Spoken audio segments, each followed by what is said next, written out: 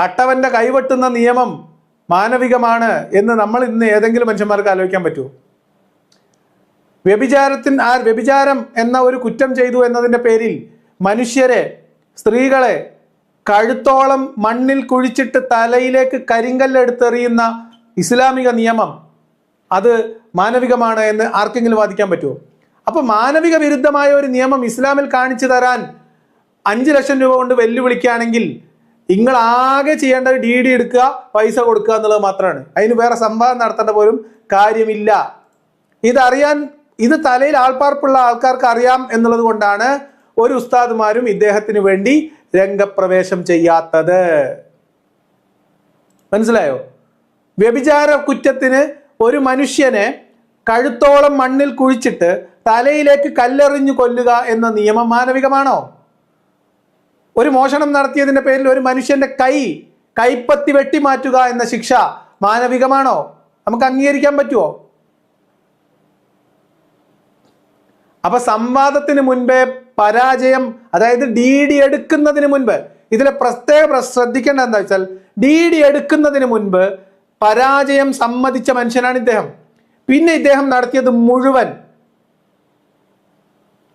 വെല്ലുവിളി ഏറ്റെടുക്കാൻ ആരും വന്നില്ല എന്ന് പറയാനുള്ള നാടകം പൊളിഞ്ഞു.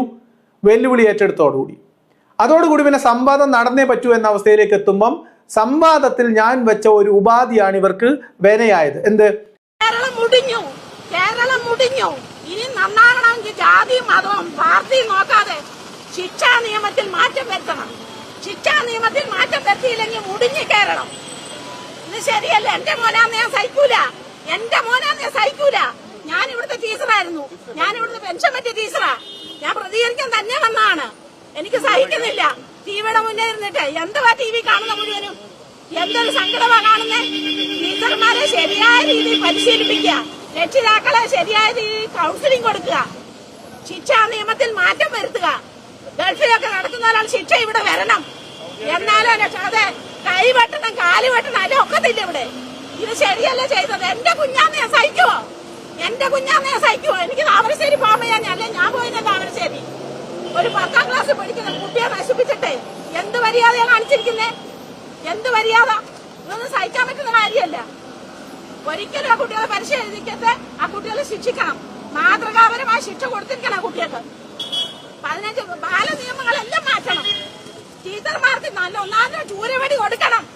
ടീച്ചർമാരുടെ കൈ ചൂരവടി വേണം. അല്ലാതെ ഈ ലോകം നന്നാകാൻ പോകുന്നില്ല. അതെ ഇവിടുത്തെ ടീച്ചറായിരുന്നു ഞാൻ. അർഹതപ്പെട്ടവർക്ക് അടി കൊടുത്ത് തന്നെ വളർത്തണം. രക്ഷിതാക്കൾക്ക് ശിക്ഷിക്കാൻ പറ്റത്തില്ല. തെറ്റാണ്.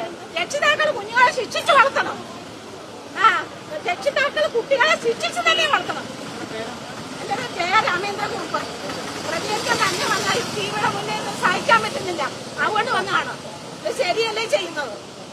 ആരെയും പിടിച്ച് ജയിലിലാക്കിയിട്ടോ ചില ചെറുപ്പക്കാർ പിള്ളേർ ഞാൻ ഒരു രാഷ്ട്രീയത്തിലും പങ്കുചേർത്തില്ല. ഒരു രാഷ്ട്രത്തിലും ഒരു മതത്തിലും ഇല്ല. ഇത് ശരിയല്ലേ ചെയ്യുന്നത്? അത്രയുള്ള എനിക്ക് പറയാം. വേറൊന്നും എനിക്ക് പറയാനില്ല. കണ്ണീരാണ്. കുട്ടി എന്റെ കുട്ടിയാന്ന് ഞാൻ കരയൂലേ? എന്റെ കുട്ടിയാന്ന് ഞാൻ സമ്മതിക്കോ? അതുകൊണ്ട് ഞാൻ പ്രതികരിക്കാൻ വന്നതാ. ഇത് ശരിയല്ല. ഇത് ആ കുട്ടികൾക്ക് മാതൃകാപരമായി ശിക്ഷ കൊടുത്തെങ്കിലേ ഈ കേരളം നന്നാകത്തുള്ളൂ. ശരിക്കും ശിക്ഷാ നിയമത്തിൽ മാറ്റം വരുത്തണം. അത്രയുള്ള എനിക്ക് പറയാൻ.